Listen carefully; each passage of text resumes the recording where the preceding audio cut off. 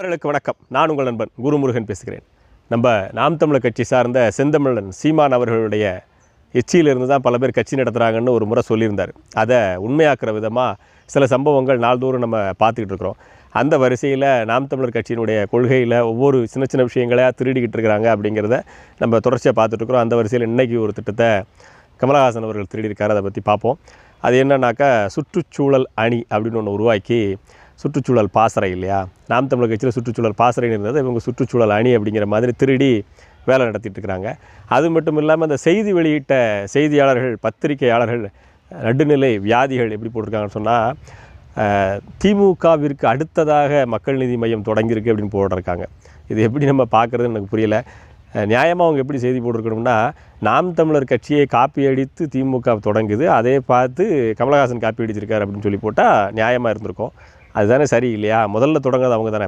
சுற்றுச்சூழல் பாசறைன்னு தொடங்கி பல கட்டமான வேலைகள் நடத்திட்டு இருக்கிறாங்க. வேலை நடத்துறது மட்டும் இல்லாமல் மரக்கன்றுகள் நடுறது, பனை விதை நடவு செய்கிறது, இந்த மாதிரியான வேலைகளை செய்து காட்டிக்கிட்டு இருக்கிறாங்க. இன்னும் தொடர்ச்சி நடந்துகிட்டு இருக்குது.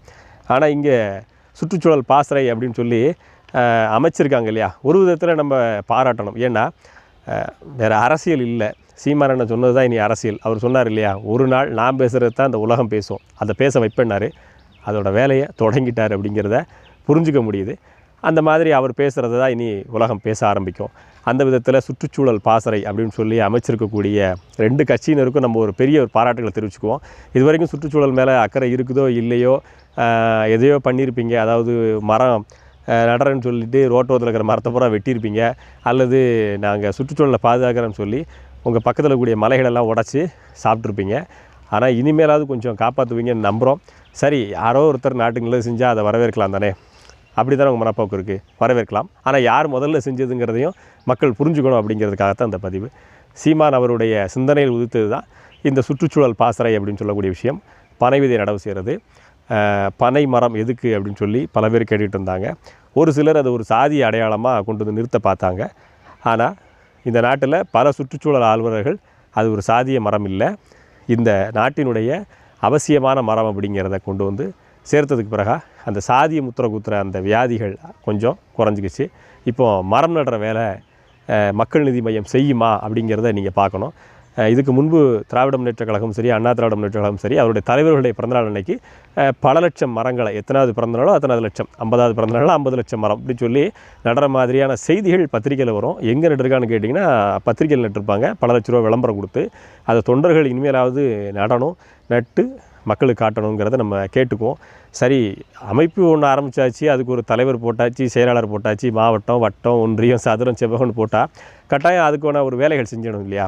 அப்போ அப்படிப்பட்ட வேலைகளை செஞ்சு மக்களுக்கான ஒரு பணிகளை செஞ்சிங்கன்னா அந்த நாடு ஒரு விதத்தில் நல்லா முன்னேறும் அப்படிங்கிறது என்னோட ஒரு சின்ன ஆசை.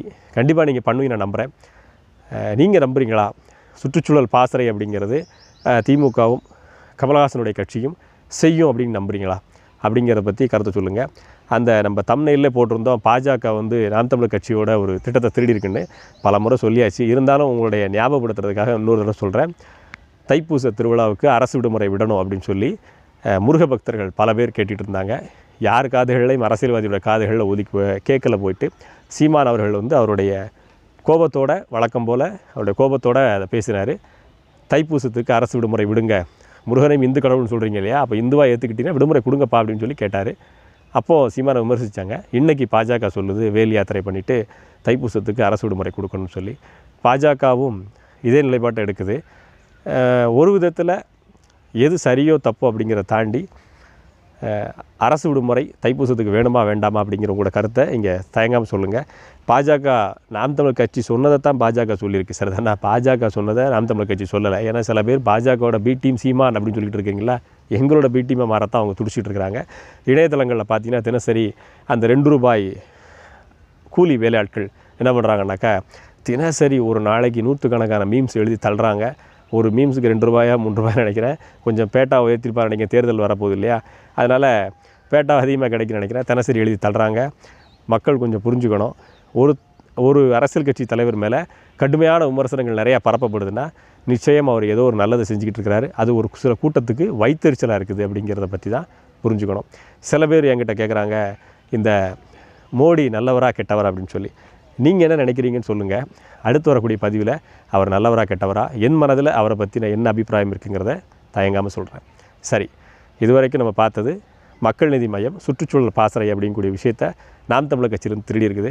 திருடினாலும் பரவாயில்ல, செயல்படுத்துவாங்களா அப்படிங்கிற கேள்வியோடு நம்ம முன்வைப்போம். திமுக திருடி ஏற்கனவே அமைப்பு தொடங்கிட்டாங்க. அவங்களும் இந்த சுற்றுச்சூழலை பாதுகாக்கணும், இனிமேலாவது சுற்றுச்சூழல் பாசறையோட மாநில அந்த அமைப்புக்கு ஒரு மாநில தலைவர் இருப்பார் இல்லையா, அவரெல்லாம் சேர்த்து ஒன்று கூடி திராவிட முன்னேற்ற கழகம் சார்ந்த மக்கள் இனிமேல் நாங்கள் ஹைவேஸில் இருக்கிற மரத்தை வெட்ட மாட்டோம், இந்த மலைகளை உடைக்கிற டெண்டர் கான்ட்ராக்டை எடுக்க மாட்டோம், திமுகவோட அடிப்படை உறுப்பினராக இருந்தால் மலைகளை உடைக்கிற கான்ட்ராக்டை எடுக்கக்கூடாது அப்படிங்கிற சபதத்தை ஏற்றுக்கிட்டு செய்வாங்க நான் நம்புகிறேன். நீங்கள் என்ன நினைக்கிறீங்க அப்படிங்கிறத சொல்லுங்கள். சரி, இதெல்லாம் ஒரு பக்கம் இருக்க, ஒரு அரசியல்வாதி சொல்லியிருக்காரு திராவிடம் தான் தமிழ் தேசியம், தமிழ் தேசியம் தான் திராவிடம் அப்படின்னு சொல்லியிருக்காரு. நாம் தமிழர் கட்சியிலேருந்து பிரிஞ்சு போன ஒரு முன்னாள் தம்பி, அவர் யார் அப்படிங்கிறது உங்களுக்கு தெரியும். அவர் யாருங்கிற கருத்தை நீங்கள் சொல்லுங்கள். அந்த அரசியல்வாதி சொல்கிறது சரியானது தானா? ஏன்னா முன்னாடி அவர் தம்பியாக இருந்தார், இப்போ அரசியல்வாதி ஆகிட்டார்.